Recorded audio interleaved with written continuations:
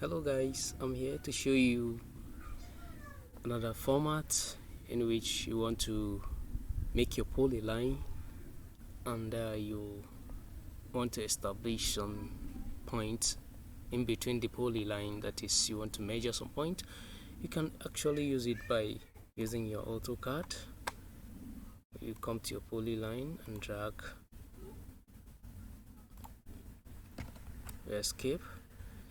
Then you, on your command line, you press measure, and it will tell you to select the object to measure, of which is your polyline. You click on it and you specify the length measure of it, the distance you want it to be. Definitely let's make it 10 meter from each. Now it has been appeared, but for you to make it clear for you to see, you have to go to your format and change your point style as well.